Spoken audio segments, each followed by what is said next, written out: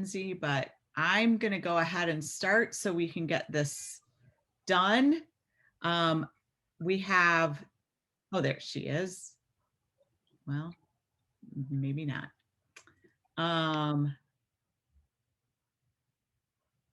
We have there 2 chapter lectures to do, and then we're going to start talking about project approach. And just a review of what we decided last week, I kind of changed things out a little bit. The assignment number 4, the mini project investigation, what I've done is we're going to do the presentations in class on the 6th. So you need to have your presentation done by then. And then your individual reflection, which is like a 3 to 4 page paper about the project approach, about how you did how you chose your topic, all that stuff, that will be due on the 13th. So you don't have to do everything like over 4th of July weekend. Get it done before, but remember that they've told me repeatedly that the Millikan system is going to be down over that weekend of the, it must be the 9th and 10th. So you might want to try to get that in earlier. Or if you're having trouble turning it in around the 13th, just let me know and we'll figure something. You can send it to my other email or something. Okay, so any questions about that? So presentations we'll do on the 6th, and then you don't have to have the paper turned in until the 13th. Okay? Okay. All right, let's talk about, I have not looked at the learning plans yet because, as you know, they weren't due at 6 o'clock this morning. They were due right now. So did anybody have any trouble? And JC, I'm sorry, I just saw your email about your questions, and the answer to all of your questions is yes, that's fine. Okay, thank you. I just went for it. I'm like, doing too much is got to be better than doing too little. Yeah. Yeah. So did anybody have any questions about that? As I go through them, I will, contact you if I have questions about what you did. And thank you all for your excellent presentations on the curriculum types. I graded those today, so those grades have been posted. You did a great job, and I always love just the opportunity to learn about different ways of doing things. And I think, I think we all learn something when we do that. So, okay, today we are talking about observation and assessment and guidance essentials. And then we're going to sort of intro project approach, so that this week we'll go through the basics of project approach. You have a lot of reading to do about it. But I think the reading is interesting and it makes sense. So that's that. And then we will talk a little bit more about it next week. My goal is for you to spend this week sort of thinking about what would be an appropriate topic to do with kids, so that next week when we come to class, you can tell us all what your topic's going to be. It would be great if we didn't have multiple people doing the same topic, but I also want you to choose a topic that makes sense to you. So if you're working with 3-year-olds and you think that, the beach is a really good topic and somebody else does too, you're going to figure out different ways to do it. So it's okay. So observation and assessment, the best thing that you can do is train yourself to constantly be observing the children that you are working with, to always, oops, I lost you. Always be thinking about what they're doing, why they're doing it, what they could be doing differently, and how you can work with them. So why do we observe? We observe one, to improve our teaching, to see what works and what doesn't work, and to continue doing the things that work and eliminate the things that don't work. And what works with one group of kids may not work with another group of kids, and vice versa. So what we're doing is it's a cycle, right? You are planning things that you know children of the age that you're working with, the particular children that you're working with, and the abilities of the children that you're working with are interesting to them, are going to encourage learning, are going to be valuable activities for them. And then you're observing how it works, right? So just because you think that this thing is going to be excellent and the kids are really going to learn about it, it may not in real life, right? So what you'll see is that this thing that you plan, you want to make sure that you look at how did it work? What can I do differently next time? So it is helping you adjust or validate your perception. Stopping to think objectively allows you to better understand child's behavior and motivation.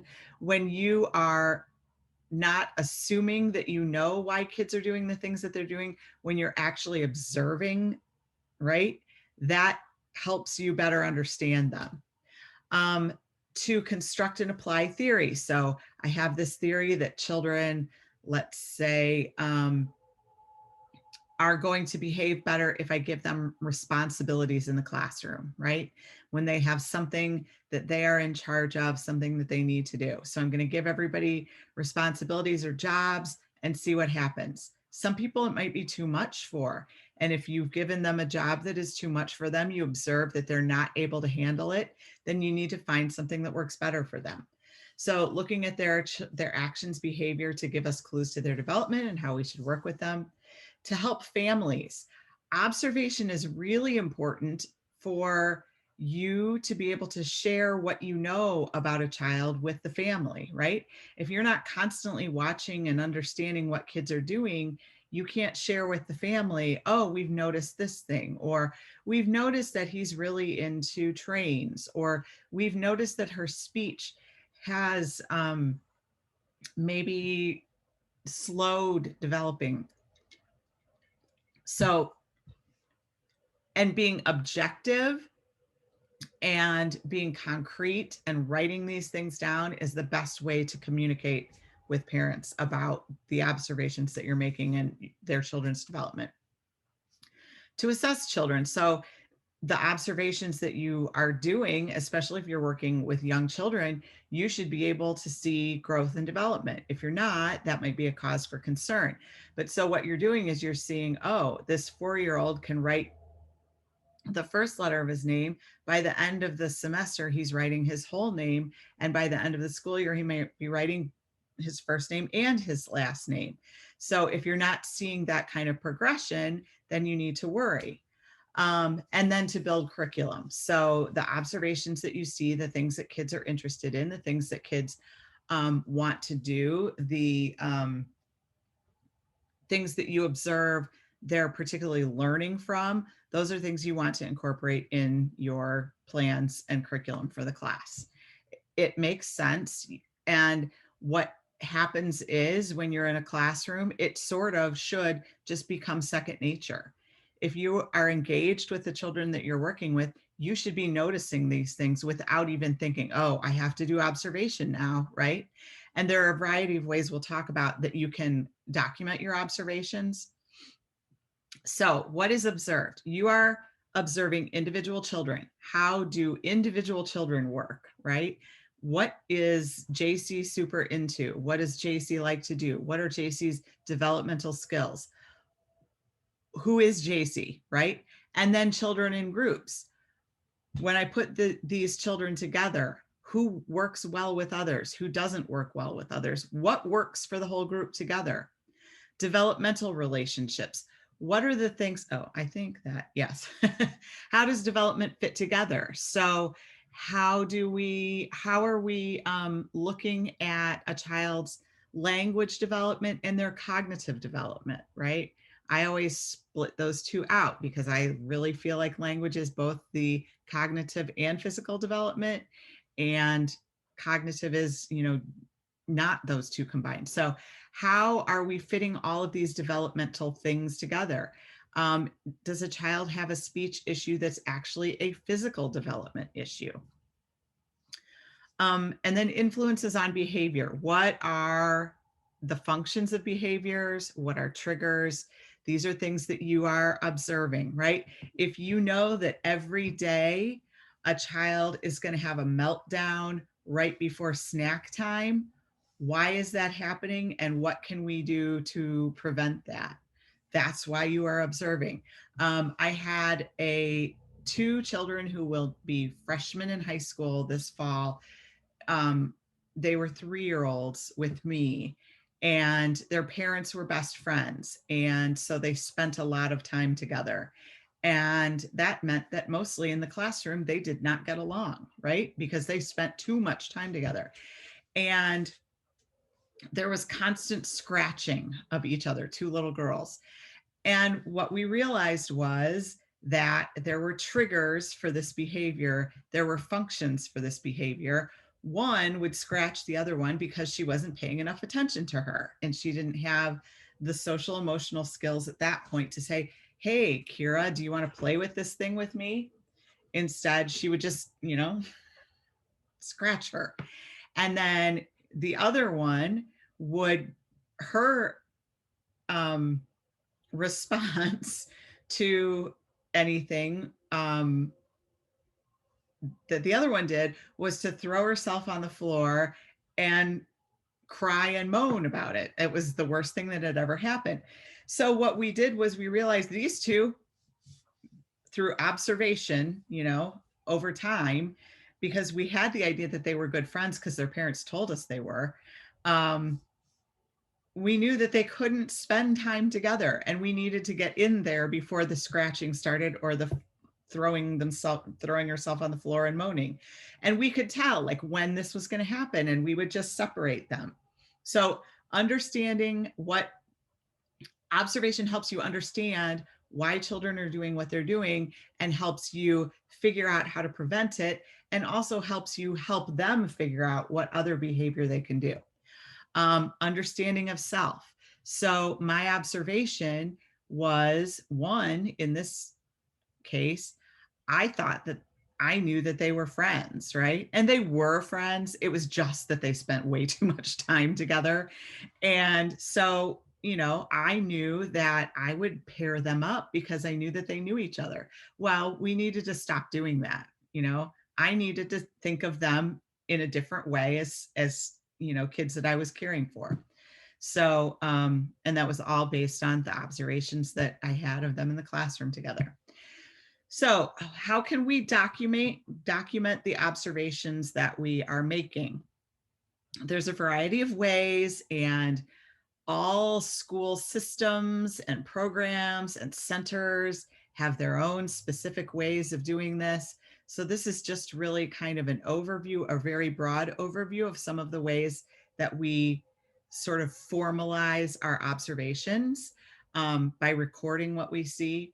Narratives, recording what happens as a story or a log or a diary. I encouraged my teachers to do whatever worked best for them.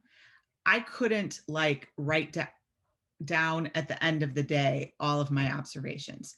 I would walk around with like note cards in my pocket and a pen and jot things down as I saw them happening. Some classrooms have specific forms that you need to fill out each day on specific children. And then at the end, after I had filled out my little cards with observation stuff on it, I would kind of compile it into each child's portfolio. So like that day, if Kira and Babette got in a fight and I observed it, I would, jot down that information. And then what I always encouraged my teachers to do was, with that information, what is my next step? Like, I know this is a thing that happened. Now, what am I going to do? Am I going to encourage that behavior more if it was, positive behavior? Am I going to scaffold something because clearly somebody was learning something? what am I going to do based on this observation that I've made? Time sampling, record what happens during a specific period of time. So you're just setting out a time during the day and recording what happens. Event sampling, looking at specific behaviors or occurrences. That would be the example for the Babette and Kira scratching and falling on the floor time. And then modified child study technique. This is lists, checklists, rating scales, that kind of thing. So how do you, does anybody have any questions before we go on? Who uses a specific observation or documentation form or system in the program that they work in now? Anybody? Do you do formal observations? Do you, go ahead, We Kate. use TSG, so we have formal observations with pictures and narrative and snippets, and we're supposed to catch them while they're interacting naturally and not forcefully, but like not setting it up for them. Right. It's all supposed to be in the natural environment. However, if we're at small group and we're working on something and they naturally do it on their own during small group, then that's a little different than more of a one-on-one situation. But right. One of the things that it's with young children, it's hard to do sort of evaluation and assessment in any way besides observation, because you can't sit a kid down and say, what do you know? Like, how am I going to test your knowledge of this thing, right? You can't have them read something, or you can do things like point to the blue triangle. But even then, that's so not natural for a child to sit down and do it that way, like as a worksheet. If you're doing it as some sort of play opportunity or actual like natural experience, it makes more sense, and it makes more sense to kids. But when you pull a kid out and say, oh, I'm gonna figure out what you know, can you look at this worksheet and tell me what you see here? Where's the blue triangle, what comes next, red, green.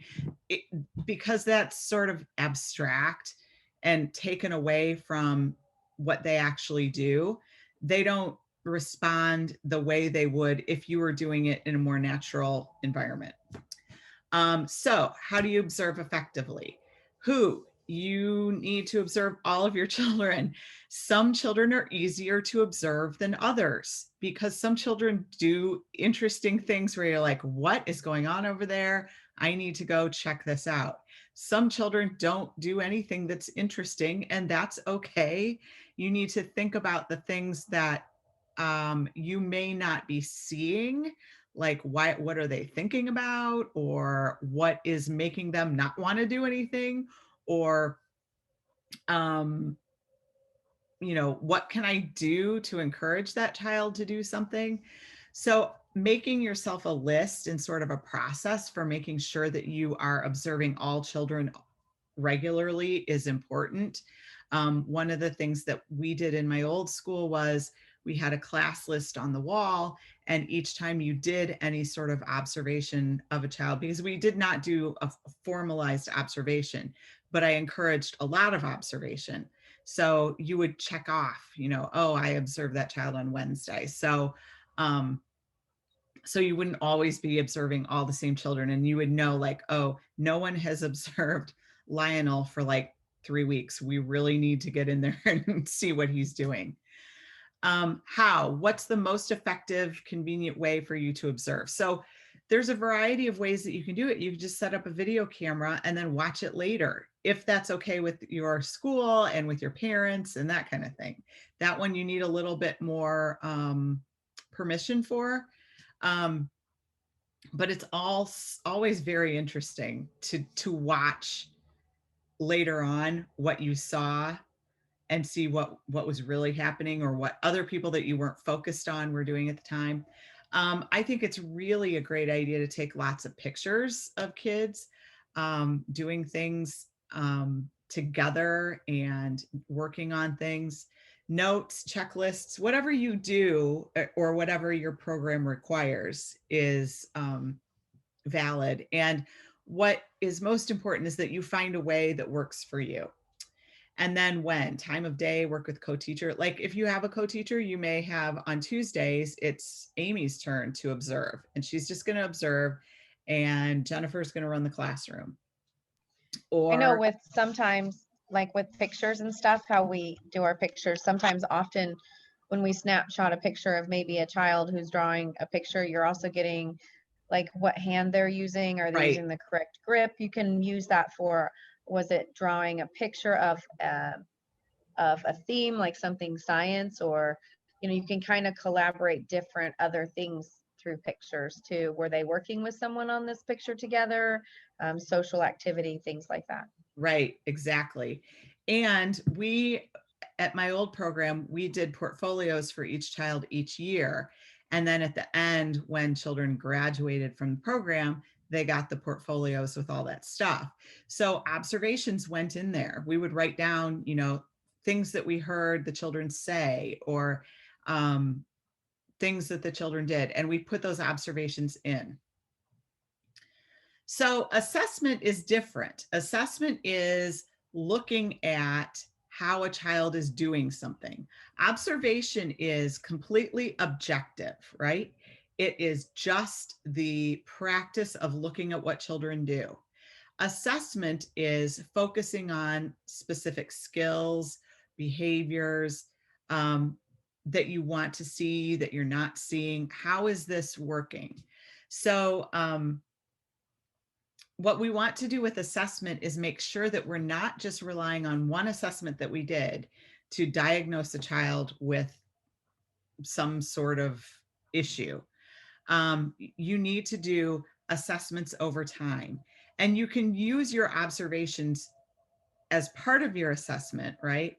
But what you need to make sure is that you're not just observing a child one time and seeing that he wrote with his left hand, and then not ever observing him writing again, right?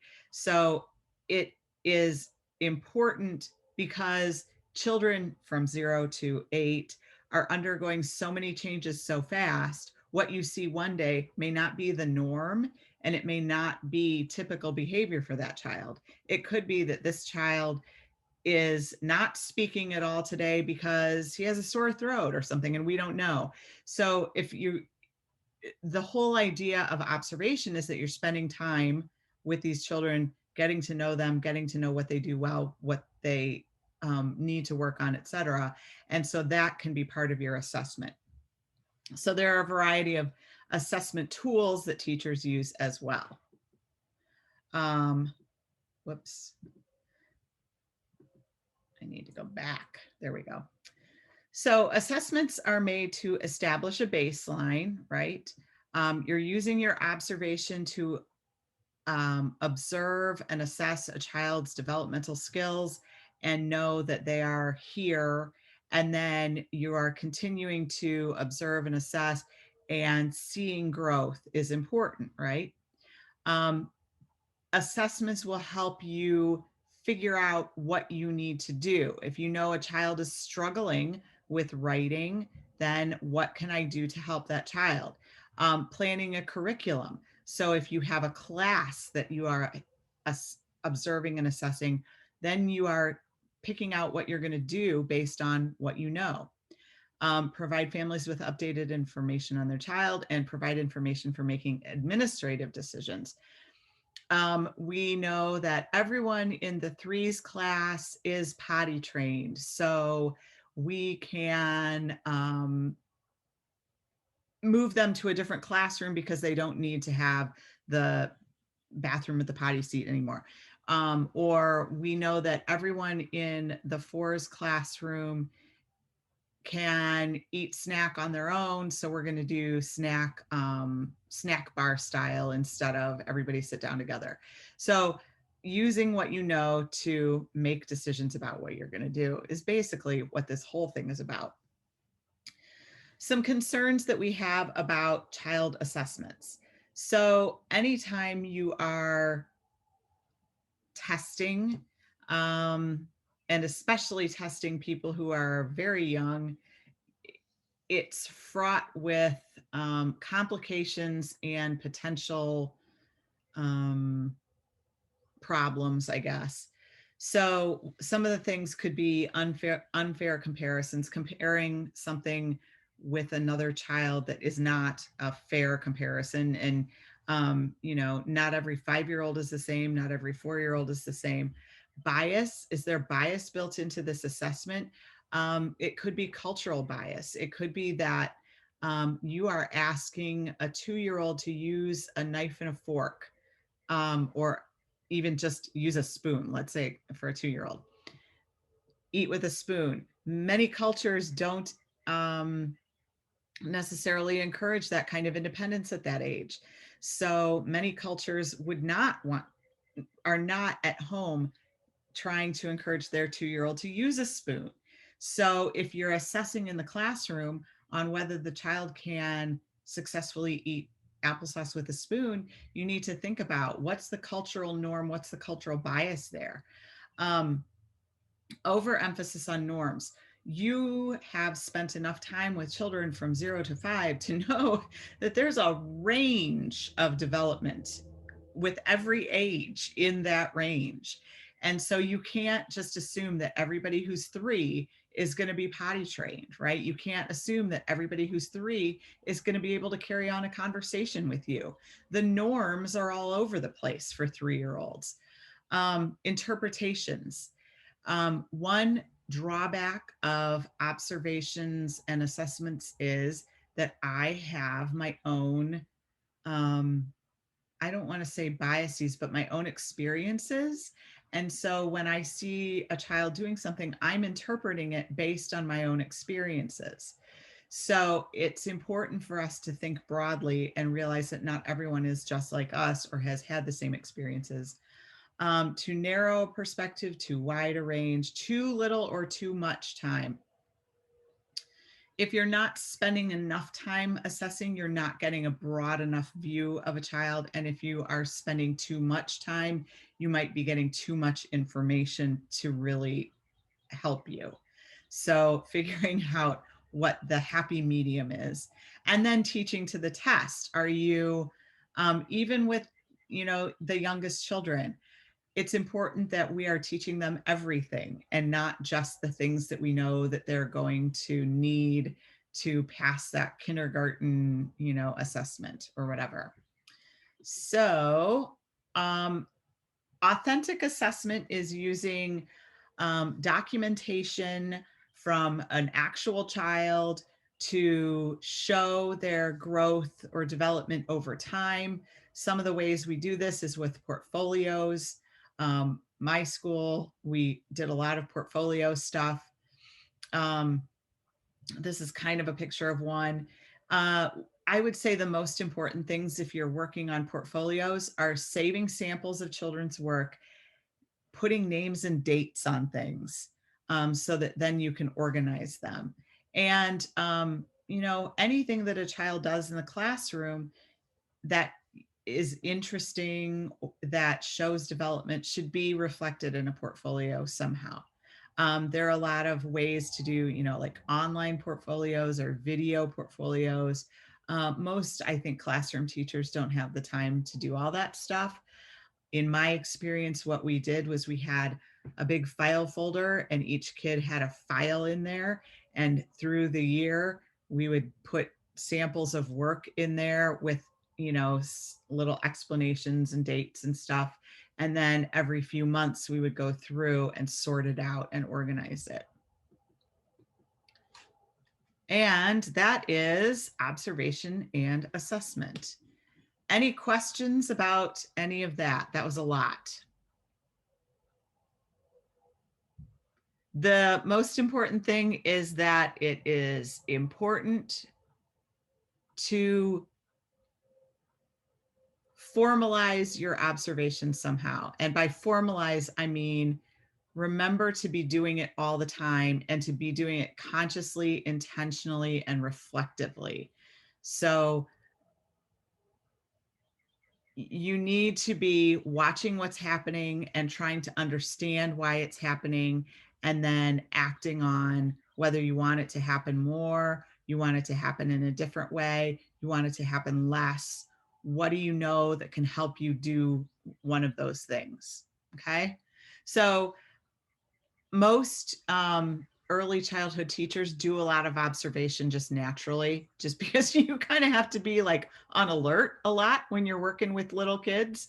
And so what you want to do is make sure that you are doing it objectively, not interpreting things, and that you're putting yourself sort of in the mind of the child when you're making those observations, and that you're just doing it all the time. Okay. All right, we're going to go on to guidance essentials, and then we'll take a quick little break maybe before we do project approach. So here we go, guidance essentials. This is this is an intro to early childhood education class. So every lecture that we've done, every chapter of this book is a whole course in itself. So when I teach at Parkland, I don't teach the observation and assessment class, but it's a whole class, right? So at whatever stage you are in your career or in your school experience, all of this should be sort of just like the tip of the iceberg learning about this stuff. And then there's way more stuff that goes along with it. But as an intro class, we just try to like pack the, 8 or 10 most important topics into the class, and then hope that you will, do in-depth courses on all of these things later on. Make sense? Okay, so guidance, discipline, and punishment. This is actually, I teach socialization and guidance for the young child, and it's one of my favorite classes to teach because this is what we spend a lot of our time doing, right? We spend a lot of time trying to figure out children's behavior, how to guide their behavior, how to prevent their behavior. Social emotional development and behavior stuff is like a huge part of early childhood. And so this is important stuff. And like I said, we're not going to cover it nearly in as much depth here as you will later on, hopefully, in your life. So guidance is the system of strategies to help children learn to manage impulses and express their feelings and channel their frustrations and solve their problems and learn acceptable versus unacceptable behavior. This is what you're doing every day, right? You are guiding all the time. Discipline is the ability to follow an example or follow rules, the development of self-control. Everything adults do and say to influence children's behavior is discipline. And then there's positive guidance and positive discipline, and you should be doing both of those things all the time with children. And then punishment, which is a consequence for inappropriate behavior, and punishments should be very rare. So discipline and guidance is what you should do. This is about you helping children understand what they should do, what they are expected, what giving them examples to follow, giving them very explicit instructions about the kind of behavior that you want to see. It's an ongoing process. It helps, guidance and discipline helps children develop self-control. If they know what's going to happen next, if they know what's going to, what's expected of them, then they will do those things. It's positive. It gives them the ability to think through things. Like, I know that you want to run around in the classroom, but I've set up the classroom in such a way that you need to stop and think about, is that the right thing to do? Discipline helps build self-esteem because children get to make their own choices. And when they make good choices, it's a good thing, and it shapes their behavior. So this is authoritative, right? You are the authority, and you are sharing your authority and your expectations with them. Okay. Punishment should be very, very rare, and it emphasizes what children should not do, right? it should be, it insists on obedience. It undermines independence. Punishment is often an adult release. Like, I'm so angry at you that I have to do this thing to feel better about the way that you're behaving. Right? It's negative. It makes children behave. It doesn't give them choices about what to do. It lowers their self-esteem, and it condemns misbehavior. It's authoritarian. You are in charge. You are making the rules. The child doesn't have any choice here. And so often children get punished for things that they didn't really understand or mean to do, right? One of my teachers always used to say that, and she worked with crazy 3-year-olds, that they weren't giving her a hard time, they were having a hard time. So their behavior was because they were lacking something or they didn't understand something. So why would you punish a kid for not having what they need or not understanding what they're supposed to do? That's why it's important that we look at what they're doing and think about, why is this child doing this thing? What can I give them to help prevent that behavior? What do they need? What do they not understand? Temperament. So there are 3 types of children, apparently: easy, difficult, and slow to warm up. Yes, and I think it's really difficult to just sort kids into 3 types, like, oh, you're easy, and oh, you're difficult, right? Children have easier times with some things and more difficult times with other things. Slow to warm up. Yeah, I think a lot of kids are slow to warm up. So, yes, there are children that you understand their temperament by dealing with them, observing them over time, and you know what motivates them, what makes them tick, and how to work with them. Family patterns and cultures influence guidance and discipline, right? So the way that you are dealt with in your family is going to impact the way that you behave in the classroom. If you have adults that yell at you at home, you are going to maybe expect that unless you get yelled at school, you can do whatever you want. So it's interesting to think about how children behave at school and wonder what is their parental guidance or their family guidance at home like, right? And sometimes you can impact that. You can say to parents, well, we've noticed that Lucy is really quick to cry when someone looks at her the wrong way, and we wonder what are the things that we can do to help her not be so sensitive about things. What works for you at home? And you can also find out by doing that sometimes things that aren't working well at home and try to help encourage parents to do the right thing. So these are some different types of family cultures. Democratic family members share in decision making. Authoritarian, one family member makes all of the decisions. And it doesn't always have to be dad making all the decisions. It could be mom making all the decisions or grandma making all the decisions. And that can cause some, stress on a family. A strong, close-knit family, honor, dignity, and pride. Expressing feelings is accepted. Some families are criers and yellers, and kids then model that behavior at school. Some families are not, you don't express any emotions. And so you need to understand, and we'll talk about this, I think, next week a little bit, what's the family dynamic and how can you understand how a child's behavior is affected by that. So if you are dealing with a child who comes from an authoritarian family, that child may not be able to act independently, may not be able to choose activities to do, may have a hard time thinking for themselves. So what do? You help them try to do that at school, right? Oh, a child whose parents always zip their coats up and put their backpacks on for them. encourage them to try to do those things. Help them understand that they're capable, even if their parents might not.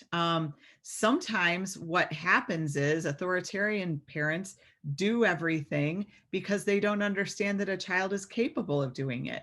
And so your job is to help parents understand, you know what, your child could do this thing. And it's important for you to allow them the space and the time. Time is often a reason why parents do everything for their kid, because they're in a hurry to get things done and get in the car and go to that place. Sometimes you just have to step back and be okay with being a few minutes late because Joey needs to put his shoes on by himself, or, you know. I think one thing I did learn with Zoom was that being remote, that we were actually teaching the parents how to be better with their children more than we were actually teaching the children, and how to do an activity the way we would do it in our classroom for them to be able to understand it a little better. And it really brought the teachers and the parents together a lot more. It was very, very reassuring all the time. About they were very willing to share more ideas with us of what they're doing at home as well. That's excellent. And that is one good thing. One of my teachers that I know was like, I teach in everybody's house now. So I know what is going on. You know, before they were with me, I didn't know what was going on in their house. And now I have some better perspective of what their life is like. Okay, so these are some guidance strategies that you can learn from, and this is all from your book. So I'm gonna go. Okay, inductive guidance is helping children develop their reasoning and problem solving skills. So this is guidance where you are inducing the behavior or the ideas or whatever that you want. So you're asking open-ended questions, you're providing appropriate choices, you're telling kids that you trust them and you have confidence in them and you know that they can do this. You are modeling your guidance as an interactive process. I'm going to help you do this thing, right? We're going to work on this together. But then moving toward independence and having them be responsible for things. This is what we should be doing, right? We should be helping children become independent and make their own decisions and have their own choices and think about things. Indirect guidance is the stuff that we talked about last week with the environment. This is guidance that you are providing for children that is not things that you're saying to them. This is how we're setting up the schedule of the class, how we are putting the furniture in the classroom. We're guiding their behavior by doing these things. And we talked about that a lot last week when we talked about curriculum, right? In addition to that, it also, or environment, it also is how you work together with the kids. What is the community that you've developed? This is also guidance, indirect guidance. How am I working with all the children in my classroom and my fellow teachers? This is one of my favorite things. This is the direct guidance continuum. So this is when you have a behavior that you just don't want a child to be doing in the classroom. What is the continuum of how you deal with that? So the first thing is, first, you want to think about, why is this child doing this behavior? And then act accordingly, provide whatever guidance fits. But what you might do first is just ignore the behavior. Sometimes the behavior is just to get your attention. And if you ignore it, it will go away. If it's not fun anymore, it will go away. Next is listening. Like, I see what you're doing. I understand that you're upset about this. What can we do to change your behavior? What can we do to help you not feel so angry? Or, I know what's going on. I'm here to help you. We need to work on this together. So they know that you're involved. Positive reinforcement, when you see a good behavior, praise it specifically. Or if you have a bad behavior happening, you can also remember when you didn't do that. Remember when you weren't pounding on your friend with a Lego and I told you how great it was that you were getting along. Remember how good that felt? So taking them back to positive reinforcement to get them out of the negative behavior that you're seeing. Redirection and distraction. This one is, sort of one of the most important things that you can do. When you see a behavior that's happening and you don't want that behavior to continue, redirect and distract, right? Hey, what's going on over there? That can shut down a tantrum, or that can shut down a bad behavior pretty quickly. Giving choices. You can continue to stand and kick the rug, or we could go, you could help me get snack ready. What would you like to do? Sometimes they're going to continue to stand and kick the rug because that's what they need to do then, right? And that's okay. And then you say, okay, if this is the thing that you need to do, I'm going to stand here for 3 minutes while you do that. And then we're going to move on to the next thing, which would be setting limits, right? You can do this thing for 2 more minutes and then we've got to move on. Active problem solving and conflict resolution. If you've ever been in a class of, 3 or 4-year-olds who are fighting about something that you don't even really understand or know about, active problem solving and conflict resolution can be anything that you can think of to move them to something else, right? So it could be, one of the old tried and trues is, oh, everyone's fighting over the dinosaur. You know what? We're going to need to put the dinosaur away for a little bit until everybody can play together better, right? And especially with, 2s and 3s who are fighting over a thing, it's better to just remove the thing than to say, okay, it's so-and-so's turn right now. And this depends on the severity of the altercation. But a lot of times it's easier for kids to understand if nobody can have it than to have somebody gets to have it and I have to wait my turn to have it. That's kind of like insult and injury at the same time. Like we were fighting over it and then you get it and I don't have it and I have to wait. So sometimes it's better to just like disappear the whatever it is for a few minutes and then distract everybody and move to something else. So this guidance continuum isn't just try this one. Oh, if that one doesn't work, try this one. Oh, if that one doesn't work, try this one. It's literally like, what are the 3 things that I can do together to get this situation under control? Timeout. We don't like timeouts, right? Timeouts don't do much. Timeouts distract and they stop a behavior, but it doesn't teach anybody anything. Just putting a kid in timeout doesn't tell them why they're in timeout or what they should have been doing instead of what they did to get in timeout, right? Now, if you have a child who is, clearly having an issue, having a tantrum, beating up another kid, you need to remove that child before he hurts himself or someone else, right? And maybe it's not a timeout, maybe it's a reset, maybe it's a, hey, come sit with me for a little bit so we can talk about what's going on. With younger kids, it's more of a stop the activity, let's find something else to do. With older kids, you can say, look, we need to just stop that because this is what was happening. That's not a behavior that we do in our classroom. What do we do instead? Have that child help you figure out what's the thing that they should be doing, right? Timeouts, and then physical intervention. Physical intervention is obviously only if the child is harming themselves or about to harm someone else, right? And then you stop that. And all of these need to have an element of, why am I stepping in here, right? Explaining to the child, this was not going right, and I needed to help you figure out how to do the right thing, how to do the thing that we do in this classroom, okay? I think that's it. That was a short one. Like the fact that I think I can teach you how to like deal with a 3 or 0 to 5 or 0 to 8 behavior in 8 slides.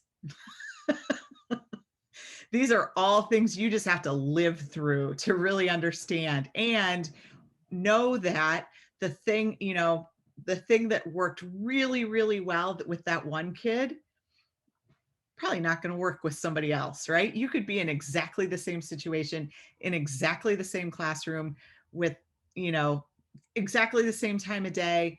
And you'll go, oh, I remember what I did. I put the toy away and everybody was fine. And then that time it's not going to work. Something else is going to be the thing that you need to do.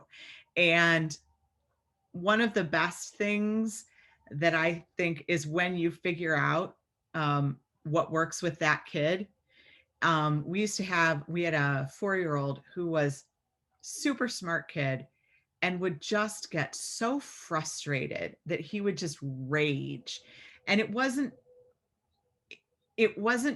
necessarily triggered by any specific thing that we could figure out. It was just like rage. And what we did was we would just sort of have to remove him from the classroom.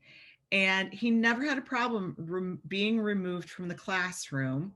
And so what he would do was he would come sit in my office, and I had an extra computer, and he was super duper smart. And so he would come sit at the computer and do whatever he was doing. And then he would, when he got through whatever his feelings were and whatever was upsetting him, he could go back to the classroom. And so and we talked it over with the parents. Is this okay? Because you don't want to remove a child. It sort of puts them it singles them out in a way. But, the other children in the classroom were often kind of scared when he was having these like rage fits. And so we said to the parents, is it okay if we do this? And they said, yeah, whatever you think will work. And what we noticed was after a while, he wouldn't have the rage, but he would just show up in my office. And he would know when he was starting to feel really frustrated or really angry about something, that removing himself and finding something else to do would help him. So he would say, he'd like say to Miss Jennifer, I have to go talk to Miss Amy. And he'd show up in my office and I'd be like, hey, Brandon, are you having a rough time? And he'd say, yeah. And he'd sit down on my computer, or his computer. And, we'd work there for a little bit next to each other. And then all of a sudden he'd say, okay, thanks for letting me hang out. And he'd go back to his classroom. And, that's a super valuable skill that he learned. He taught himself, like, I know when I've gotten to the end of my line here, and I have a way of controlling it, right? And so giving kids this guidance continuum in a way, helping them understand that, is as important as you being able to do the thing. You know what I mean? So like, as you are working with a child who's having a behavior issue, you need to be telling them, we're going to try this thing because I think this might help you feel better and help make you less angry. What if we did this? Even with, littler kids, 3s, you can still do this. They may not get the whole thing, but if you reinforce that this is a behavior that we don't do in the classroom, but this is a behavior that you can do instead of it, that will be so helpful for them as they go through life. Like that is a social emotional skill. It's really sort of executive function and self-control, right? You're teaching them. And that is so useful in the rest of their lives. So if you can sort of start that process when they're real little, it comes in real handy forever. Okay. Any questions about any of that stuff or anything you want to share, or anybody that you've dealt with that you've found, hey, this is a thing that really worked?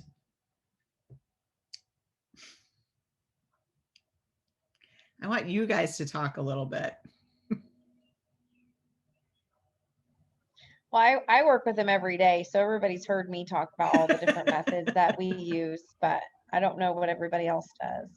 I know the redirection is really important. Sensory is really big in my room because I work with instructional children 3 years old, and we're always telling, like, speaking what we're doing and why we're doing it all the time. So, you know, ignoring the behavior, sometimes behavior is initiated because they want your attention. And so sometimes if you're purposefully ignoring it, it's like a child wanting a toy in the store, you know, they're wanting to get your attention because they want that toy. But if you ignore it and just keep rolling your cart by, sometimes that ignorance is bliss. You know, setting limits is very important. You know, or giving them, you know, limits of time limits. We're going to sit here until, and we have sand timers, you know, once the sand timer is done, man, we get to go do this, you know, you just get to let this sand timer run through and we're fine. You know, this is when we're going to clean up, or having, you know, turning the light on and off, you know, letting them know their limit is up and it's time for someone else to go into that center or share or things like that. We do almost everything you've said. So those are just some of the things we do.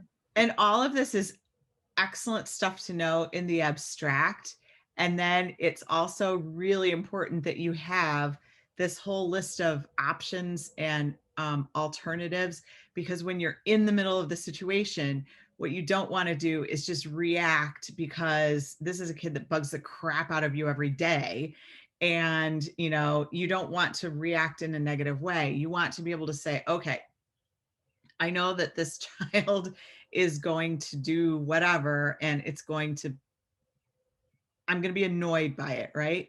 So I need to make sure that my response to the child is appropriate and positive, and that I'm not like, you know, when it's the kid who is like pulling on your shirt and going, Ms. Amy, Ms. Amy, Ms. Amy, Ms. Amy, Ms. Amy, Ms. Amy, Ms. Amy, you're going to need to say, look, I hear you. I know you want to talk to me, but give me 2 minutes while I, you know, get the juice mixed up or whatever, and then I will talk to you. Or depending on the child, if it's that kid that's pulling on you and needs your attention, how can you incorporate them into what you're doing right now, just so you can give them attention and get done what you're doing, right? So can you help me by counting out the cups, and we can talk about it while we do this? You know, the more responsibilities that you give kids, and making sure those responsibilities are developmentally appropriate to that child, but they want to do stuff, right?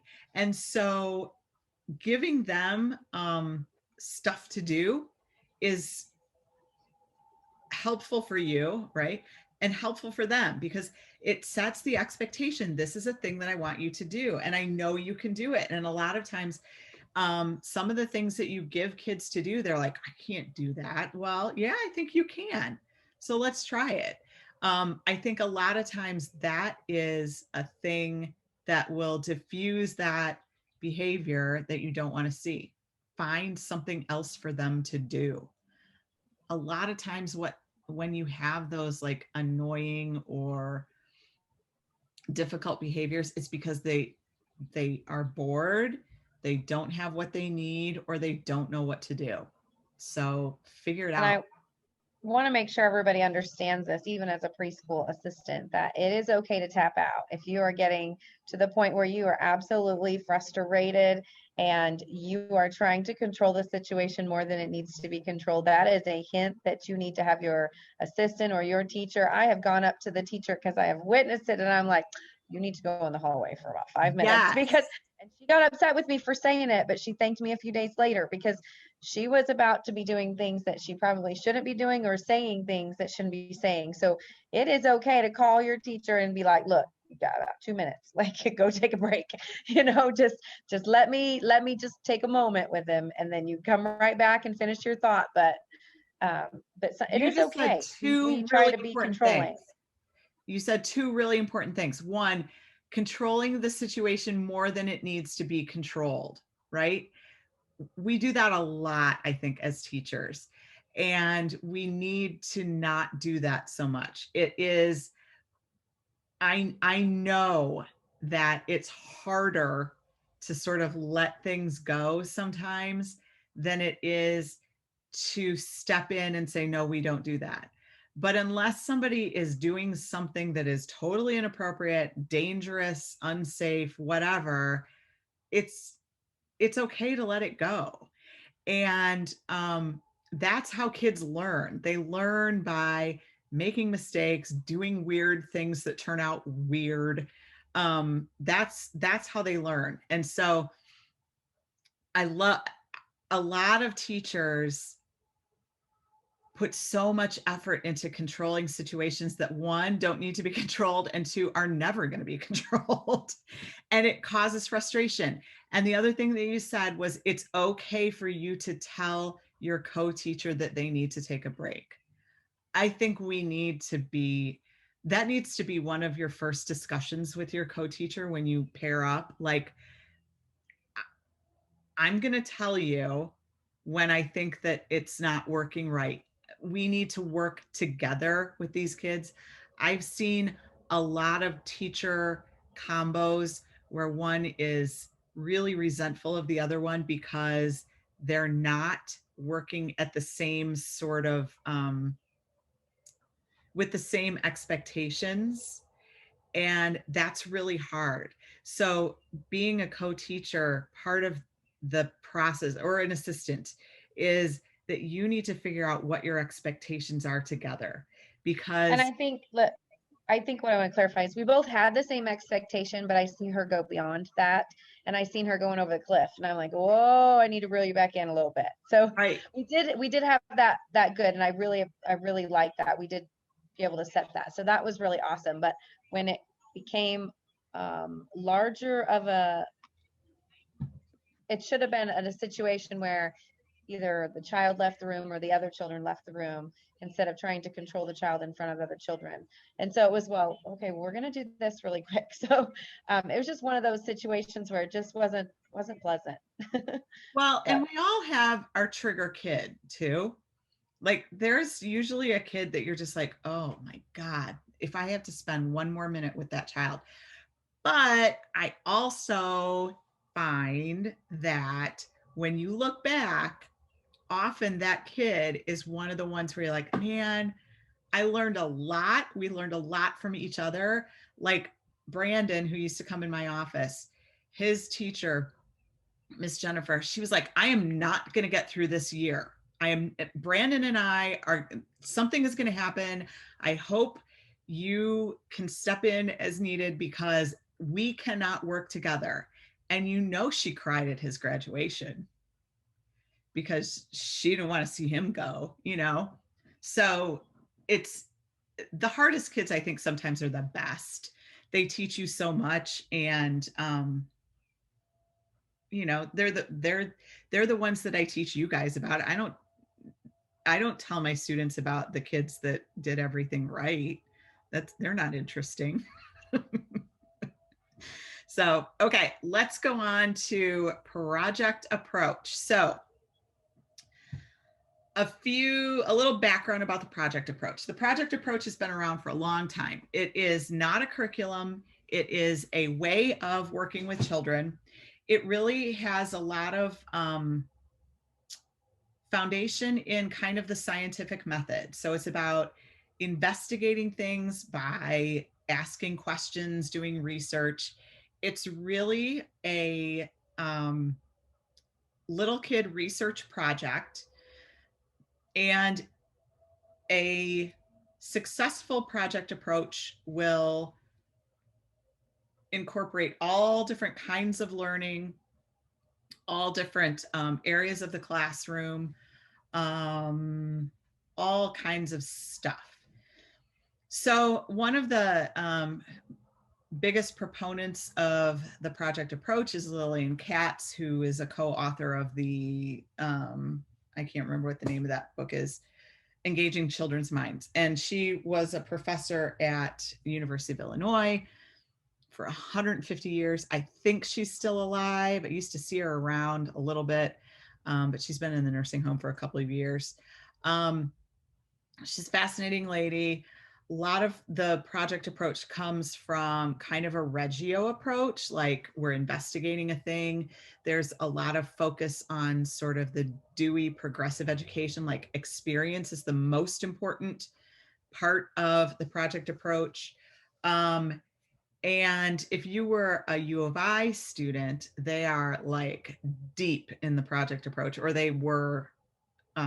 Last time I had a student teacher from the U of I in early childhood, they spend a semester in an early childhood student teaching situation, and they have to take over for 3 or 4 weeks and do a project that lasts 3 or 4 weeks with the class that they're working with.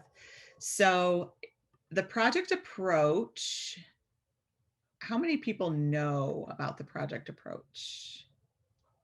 Okay. When you say project approach, to a lot of people, they're like, oh, you do projects instead of worksheets. Well, yeah, that's part of it, but it's a lot more than that. And so for our purposes in early childhood, it looks like this. It's a 3-phase process. And what it does is it helps children study a topic. It helps them understand their own learning, because you are starting out saying, what do we know about this? And you're ending it up saying, what did we learn, right? So it engages their minds, which is what the book is about, right? And it involves all areas of the curriculum, ideally. So here we go. What is a project? Okay, we use the term project to refer to an extended, in-depth investigation or study of a particular topic, uncovering as well as covering the subject of study. So it's not a theme, right? We talk about, oh, the theme for this week is spring. Well, that is a really broad sort of, oh, we're going to do a bunch of things about spring. This is taking a topic and asking questions about it, and then researching it and kind of publishing your research for parents and other classes to understand, families. So what do you do? The first phase is choosing a topic. How do you choose a topic? Well, your book would tell you that you ask the children, but the children may come up with, well, we want to do Paw Patrol for our project. There's not a lot of investigation around Paw Patrol, but what is something that you could do an investigation on, or a project on, that might relate to Paw Patrol? I can think of 2 different topics. Dogs, or like emergency response. Exactly. So like dogs is a fantastic project approach project. You could even do pets, right? But dogs is actually a little bit better because it's a little bit narrower. Or you could do it with community helpers, which is a project, a theme that people do, but you could do it as a project. You could do it with police. That might get, I had a family a couple of years ago. We used to have the canine unit come to the preschool, and people got to meet the friendly police officer and the dog, and we had a family who was not okay with that. So that's when you are looking at developmentally appropriate as it relates to the culture around you, right? Some people may not want to have their children introduced to policemen when they're that age, because of history or because of whatever. So think about the culture when you are picking your topic, because you want it to be developmentally appropriate. Okay. So having what you're going to do is you're going to look at what are the things that children are interested in. And you may just say, hey, we're going to learn about a new thing. What do you guys want to learn about? And they may say pizza, or tractors or whatever. And then you can figure out maybe what can you actually do a project on. Sit down with your co-teachers and go, oh, okay, we can't do igloos. Like we're not, because it's the middle of the summer, that's not going to work. But maybe we could do houses. So the kids can come up with ideas, but you need to look at the ideas and figure out if this is actually going to work, if you're going to be able to get 3 weeks out of this, if you're going to be able to have some kind of field trip or expert come into the classroom based on this topic. Okay. So your topics need to be interesting and engage the children. They need to generate questions. They need to provide for valuable learning experiences and activities, and you need to be able to sustain their interest in investigation over several weeks. So it's got to be broad enough to last a couple of weeks, specific enough to have activities and projects and stuff around it, and that can answer the questions, right, that the kids have. So picking the topic is kind of not that easy. So think about kids that you've worked with and things that they're interested in. And so what I want you to do for next week is, based on your reading, based on kids that you know, based on whatever you're interested in, what you think kids would be interested in, I want you to come up with 2 topic ideas for next week. And then we'll talk through them next week, and you'll pick ultimately the one that you're going to do your project on. Some sample topics: building a house, going to the hospital, the school bus, shoes, pizza. One of my U of I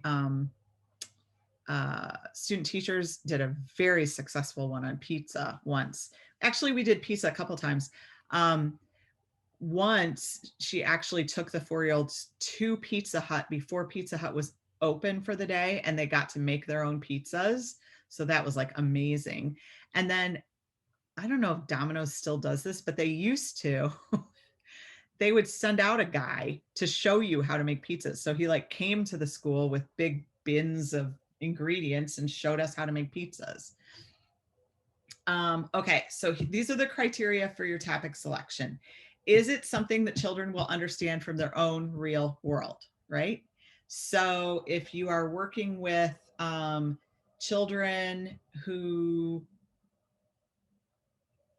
live in Florida, you might be more likely to do something like the beach than you would to do snow. Although it might be fun to do snow with kids from Florida because they haven't had any experience with it, but they've probably heard of it, you know? So what's a way that you could have them experience snow without actually experiencing snow? So it is within children's experiences, most of them, some of them. You want to make sure that most of the kids in the classroom have experience with dogs or pets or something. Firsthand direct investigation is feasible and not potentially dangerous. So maybe you're not going to do like spiders. Maybe you could do spiders, but you have to make sure that you're not putting them in some sort of danger of being bitten or whatever. Are there local resources? Are there experts in your area or places that you can go to learn about this thing? It has good potential representation in a variety of media. Okay, so we're going to do pumpkins. Can we build a pumpkin patch in the yard at school? Can we go to a pumpkin patch? Can we roll pumpkins in the hallway to see which one rolls the farthest? Can we put them in bins of water to see if they will float? Can we make pumpkin art? Can we feel pumpkins? Like, we want to experience pumpkins in every way possible. Can we eat pumpkins? And then we want to be able to represent it. Can we make charts about which pumpkin rolled the farthest? Can we make charts about which pumpkin weighed the most? Can we make charts about which pumpkin tasted best? Can we, make paper mache pumpkins? What can we do to represent what we've done? Because we want to document all of our learning. And then, is there a way to involve parents, families, people who are important to children? How can we involve them in this project? Do we bring them to the pumpkin patch with us? Do we, have them bake pumpkin pies with us? How do we involve them? More criteria. It is local cultural sensitive as well as culturally appropriate in general. So, like I said, in a cultural area where police might not be as positive a role model, you might want to consider not doing that, or asking the parents about how they feel about this thing and helping them understand why you're doing it is also important.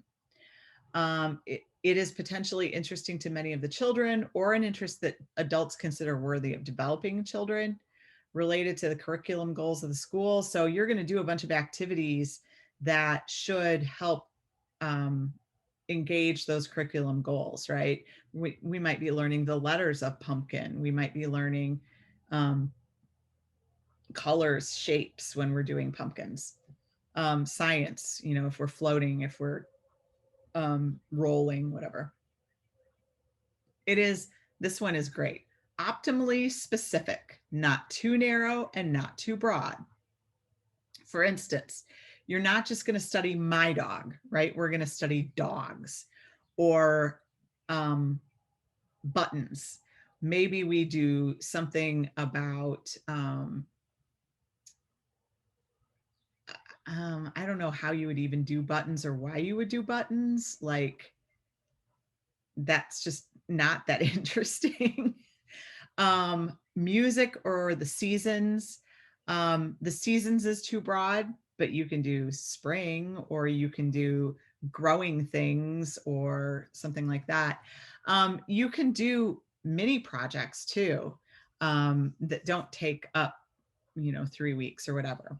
But for this purpose, we're trying to do something that's broad enough that we're going to be able to do stuff for several days or weeks. The next thing you're going to do is create a topic web, which is a graphic mapping of the key ideas and concepts that a topic comprises and some of the major subtopics related to it. I think it's good to have the teachers brainstorm the topic web first, once you've developed the topic, and then work with the children to come up with the topic web, because then you can guide their thinking a little bit, right? So these are 3 different topic webs about pizza. So what do we know about pizza? Pizza is this in the middle, and then we're just putting lines out to things that we know about pizza. We know, pizzas are round or square. Pizzas can be made with all different kinds of things. So this is a way for you to sort of engage the children in, these are all the things we know about this topic. So we also then move that to, what don't we know about this topic? Where do pizzas come from? Who makes pizzas? How do you get a pizza? I think there's a lot of kids who think how you get a pizza is you just push some things on your phone and then it shows up at your door, right? So maybe they need to learn about how that whole thing works. So phase 1 is, now this is the 3 phases. We did the picking the topic, and now we are introducing and clarifying the topic and subtopics, sharing experiences. You know what, you guys, I had pizza last night. Who here has had pizza? Do you want to learn more about pizza? Who likes pizza, right? So when I order a pizza, I use my phone, and then a guy comes and brings me a pizza. How do you think that works? Where does the pizza get made? What do we put in pizza? So all of these questions, right? Sharing your experiences and knowledge. So everybody's going to have something to say about pizza, right? And then once you've all shared what you know about pizza, you start thinking about, what do we want to know about pizza? and putting together a list of questions. That's phase one. Phase two is figuring out how are we going to answer those questions, right? How do you think we could find out more about pizza? Well, we could ask the guy that brings the pizza. We could look at some books about pizza. Maybe we could go have a field trip to learn more about pizza, right? So phase two is your research part. How are we going to figure out things about pizza? And what we're also going to do is we're going to do some field trips if possible, or we're going to have experts come to the class and talk about these things like I talked about before. And then phase three is concluding the project, evaluating and sharing the story of the project. As you're doing phase two, you're keeping track of all the learning that you're doing. So it might be that you're making art pizza, right? You are measuring pizzas to see what's the biggest pizza, what's the smallest pizza. You are, learning about the ingredients. You're documenting all of this as you go through the process. And then phase three is showing what you've learned. So within this process, what we're going to do is we're going to discuss what they already know and what they have learned and what they still want to learn. We're going to do the field work like we just talked about. We're going to represent how they're communicating their ideas and what they've learned. We're doing their investigations, and then we're doing displays of what they've learned. This is an important thing, but I'm not going to read all of this to you. So in phase one, so the way it works is in each phase, you're going to do all of these 5 things: discussion, fieldwork, representation, investigation, and display. And then each column shows you how that fits in with each phase. Okay. So for instance, in phase 2, representation is using drawing and writing to share what you already know, right? So it might be, I'm going to draw a picture of a pizza and write the letters pizza.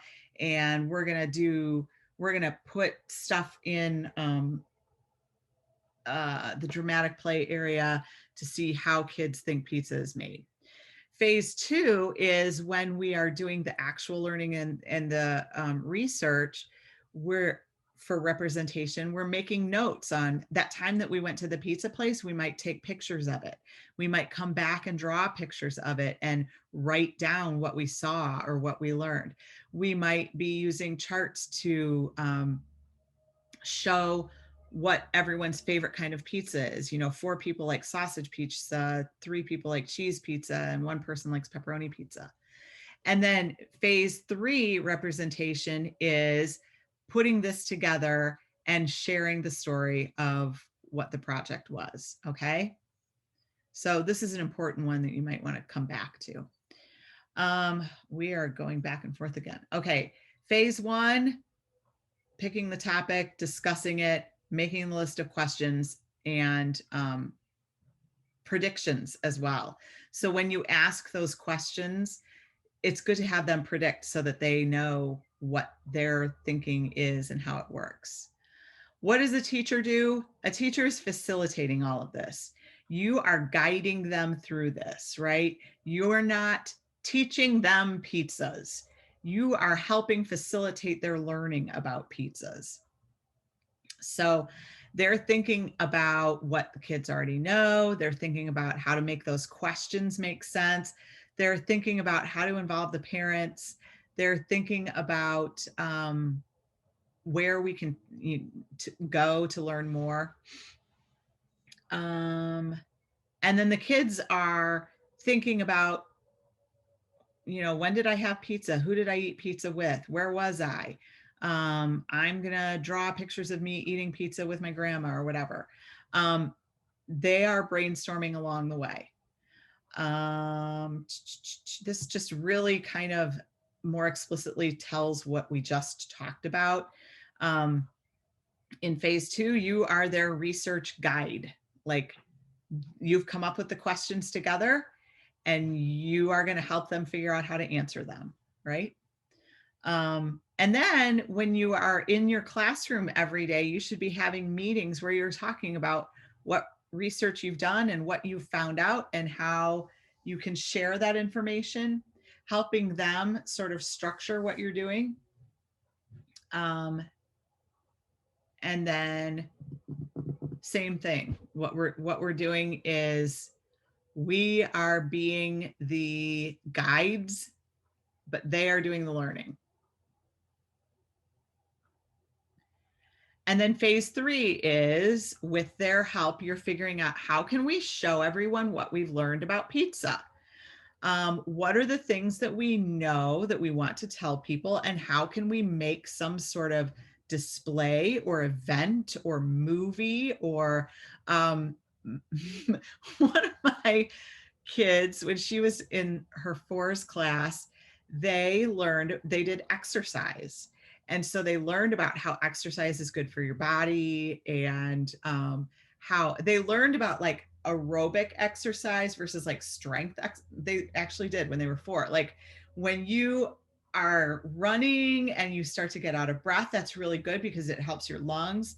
And so at the end of their study of exercise, they choreographed and performed an aerobics class for all the families and talked about why it was important to do jumping jacks and to run and to warm up, why you need to warm up and why you need to stretch at the end. And it was hilarious. They had like headbands and yeah, I mean, they were so into it. It was fantastic.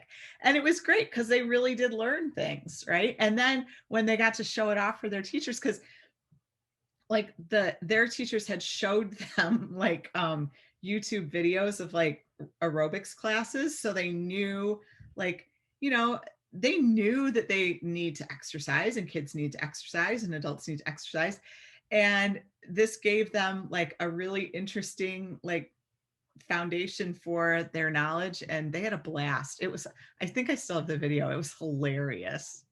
They got to pick the music. You know, they talked about, is fast music good or is slow music good? And it was amazing. So what kind of, for phase 3, what kind of culminating event would be most appropriate for the project? So maybe, you know, if it's pizza, maybe you have a pizza party at school and everybody makes pizza, right? What kind of imaginative activity would best enable children to personalize their recently acquired knowledge? What thing is going to help each child understand their learning? And then how can they show it all off? And the more imaginative and the more involved the kids are in figuring all that out, the more fun it is for them. Okay, so that is the project approach in a nutshell. So what we're going to do is we're going to watch a quick video. It's 10 minutes. I have also, excuse me, posted another one on the class site that you can watch. But this just gives a quick kind of overview of how a class did an investigation, a project approach. So let's watch it and then we'll talk about it a little bit at the end. And then for next week, like I said, I want you all to come up with 2 topic ideas and we'll discuss them in class. Yes. Okay, thank you. I wanted to do something new that we hadn't done before, so I was thinking, you know, what are children really interested in? I watched how they played, and what I can't hear it very well. Okay. By taking care of babies and. Look, this number. You want me to pull the splinter out of her finger? We knew a lot of the families had babies at home, and a lot of them were expecting babies A lot of the children had a lot of background knowledge. There was some interest, even with children who might not have had experience with babies. We first did a lot of research on which books might be appropriate for children that give enough information, but don't overgive information. We interviewed each of the families so that we could really include all the families' values. When she let me know they were doing the investigation, I was still pregnant, and I thought it sounded like really a good thing. My son, he had a lot of questions about babies. He was wondering how babies eat, when babies start talking. I think he kind of thought babies were born and started talking not long after. We initiated the investigation with Peter's chair, Advisor Jack Keats. We were able to look at the different things that the family was getting for the baby. So we were able to talk about the things that a baby needs. And we really talked about babies' needs, how to take care of a baby. So we had a water table with baby shampoo, and we cleared off another table that they were able to use to dry the babies. She's wet. Yeah. There is another box. And get the babies dressed as well. They're learning how to care for a baby, and they're also learning hygiene for a baby. It really allowed them to use empathy and to just be careful. They're being gentle, and then it went all the way to dramatic play when they dressed them and got them ready. Okay, nice warm feet now.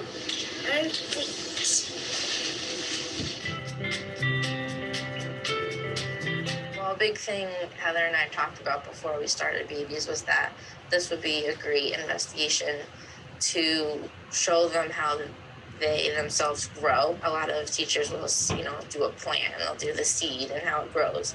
But to see that they themselves grew and that they, didn't used to be able to pick up a pencil, and now they can write their name, just to show them that they were growing and that living things grow, and they are a living thing. We brought in the baby pictures so we could talk a little bit about what babies look like, but also to get the families talking with their children about at home about what they were like as a baby. And then we ended up making a book which had a baby picture and describing what you were like as a baby, and then what you are like now that you're older.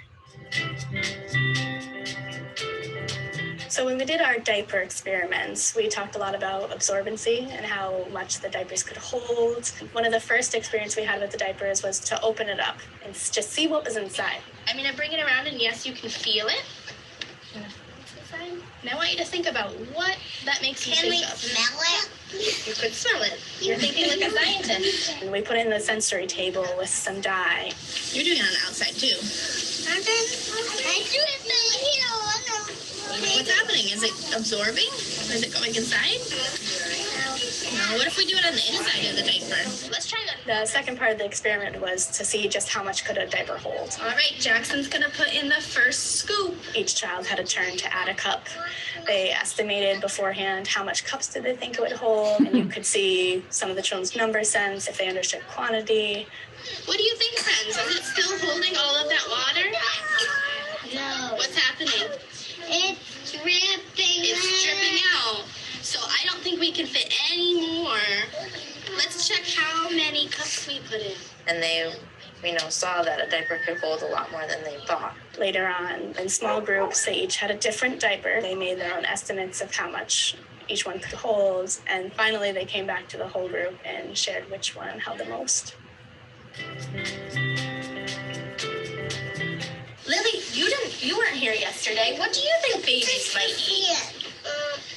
Applesauce. Goldfish? Do you think babies eat goldfish? No, they don't eat goldfish. What if they get a little bit bigger, do you think? At what age can you start eating goldfish? What?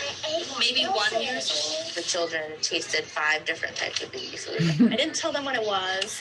We put it on little plates, and it just marked a number on each paper plate. A lot of them enjoyed guessing. What vegetable is orange? Carrot. So they talked about the properties, they talked about what flavors they tasted, This one tastes like banana yogurt. whether they liked it, whether they thought a baby would like it. A lot of the children did not want to try the baby food. But some of the friends did try, and they were very, very excited. Some of the children were interested in reusing the baby jars to make their own baby food.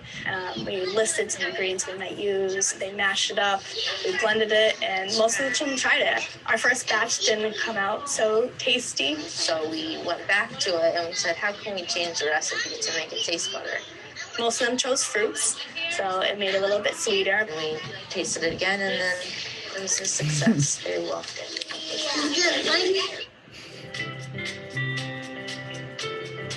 One of our biggest key experiences was designing a baby toy, which we had to build some background knowledge with first. What do we know about baby toys? What do babies like? We talked about what were the characteristics of baby toys. Hard, Squishy toys. And what we did is we explored baby toys. And we had different stations put out of different baby toys. So we had baby puzzles, baby cars, music toys like rattles and Jack in the Box. I'm matching. You are matching them. I'm matching the colors. The second day, we also brought in some of our toys that were parallel to those. So they were able to play with those side by side and really start to notice those differences and how a baby might use a toy differently, but that they're learning the same kind of skills. Noah, how are these cars different than our cars? They're soft and big. After the exploration was done with the toys, we went back to the web and we talked about different aspects of what a baby toy would have.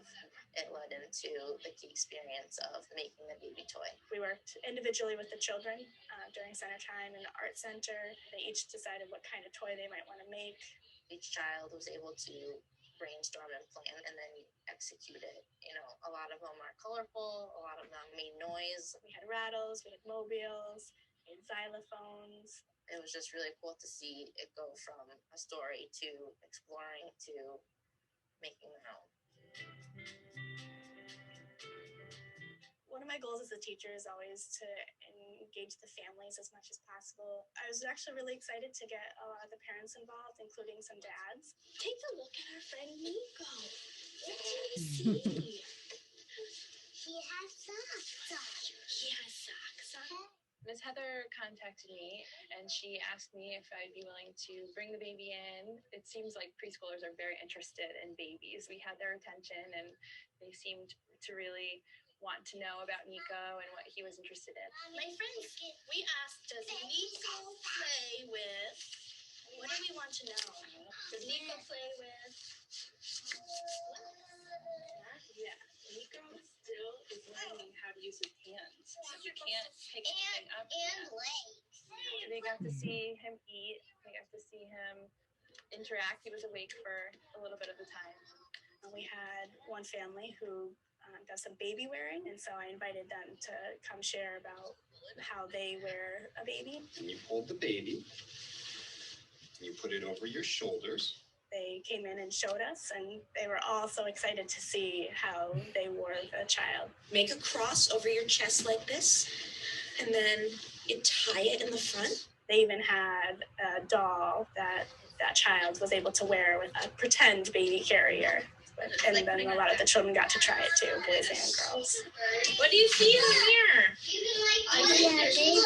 You're holding your baby? Jenna's parents also talked to us about different types of diapers. Do you know what's different between that kind of diaper and this kind of diaper? No. That one's made out of paper and that one's made out of cloth. Yes. No, So when these diapers get dirty, you take them off of the baby and you put them in the washing machine and they get all clean and then you can use them again. We had it set up so that each child would have a doll that represented them and that they could put the diaper on the baby. It was really awesome for us to have the support of families. Children are definitely more engaged when they see a parent from a child come in and talk about something that is important to them. Legs. I can't see the legs in the picture. I liked how a lot of it was interactive with the students. They get to experience all of the different aspects of being around babies. My son Noah was able to learn what to expect a little bit with having a baby at home. And I don't know why you're not use his feet and hands. He doesn't know how to control his body. And I think it was good because he could compare what he learned in class to what he's seeing at home. He would talk about the different things that he learned and if his brother is doing them or not doing them. They became much more self-reflective, especially after talking about what they were like as a baby and what they're like now. They're much more aware of each other's needs. They learned how to be empathetic. They learned how to care for somebody else. Seeing how little things like bathing a baby, changing a diaper, feeding a baby really impacts the baby. It definitely affected how they were interacting with each other. So it wasn't just like we were seeing girls hold them and love them and care for them. We were seeing boys and girls, which I thought was really awesome too. They talked about what they used to think about babies and then what they've learned. They're really engaging and thinking about the past, getting a sense of time. My mom had me in her tummy, so that was kind of weird. They learned that they grew. They used to be a baby and they used to, drink from a bottle. They used to eat food that was all mashed together, and now they, can use a fork, or they can write their name, or they can, run around on the playground. So they learned that they themselves grew from a baby to who they are now. What kind did you like, Lily? So if you're doing this investigation or planning any investigation with your class, really take into account their background knowledge and really follow their interests and their needs. You might want to do one thing, but their interest might be in something else. And that happened in our classroom. And it made such a difference in how engaged the children were, how much they were learning, and how excited they were for coming to school every day.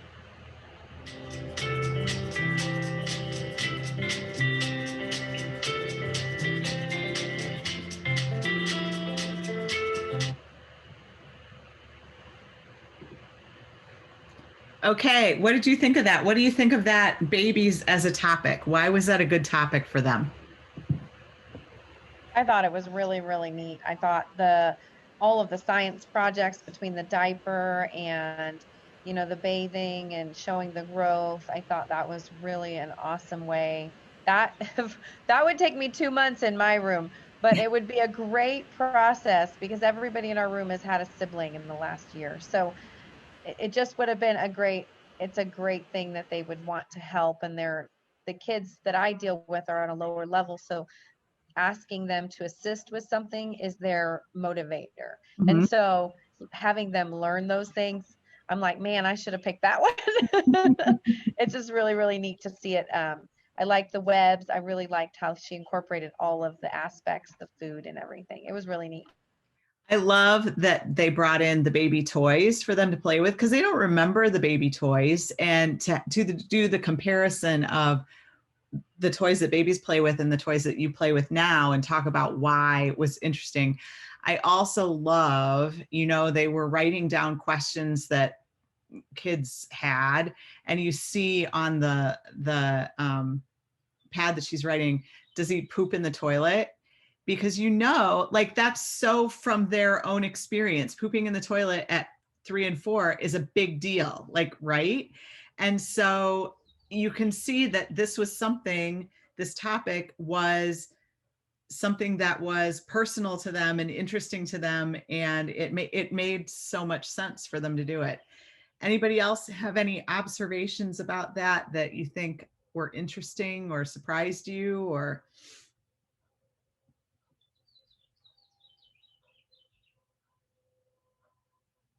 I thought it was interesting that the teachers were so shocked that the boys got involved as well. Yeah. I kind of thought that would be a given when you do something that big with a class, that everyone would get involved in it.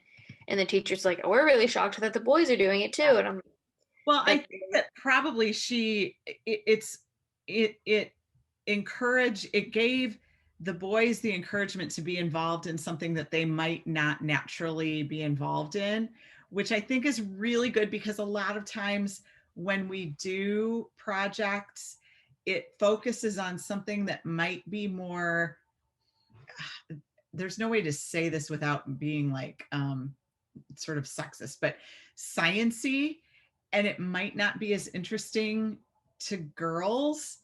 Rocks is a big one. And when I was 3 or 4 years old, I could give a crap about rocks, right? But there are a lot of people that are interested in rocks. Babies, I think, is interesting because, like they say, a lot of 3 and 4-year-olds know babies, or they just were babies. There's like an innate connection there.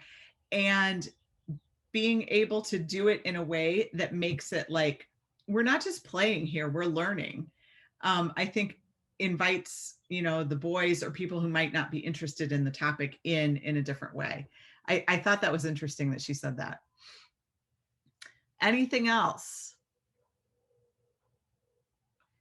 All right. So what you need to do is start thinking about what you want to do as a topic. Think about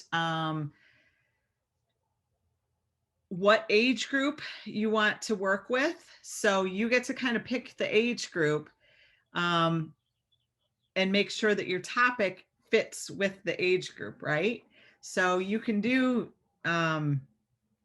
0 to 8, but I would stay in the 3 to 4 range because you're going to be able to do more stuff and it's going to be more interesting with them. 3 to 5 maybe. And then next week when we meet, you will talk about your potential topics and we'll each pick one. And then after that, your project approach project will be due, right? Okay. So the project is basically, I will next week run through sort of a sample presentation so that you can see what it's all about. Okay, that was going to be my question, was how do we even lay this out? Okay. I've got your back. We'll go through it. Thank you. But because of that, nobody can choose pies as your topic. So don't Pies, even huh? pies. Pie. You're making me hungry. Okay, so that is it for me. Let me know if you have any questions about anything. I'll work on grading your learning plans, and I think that's it.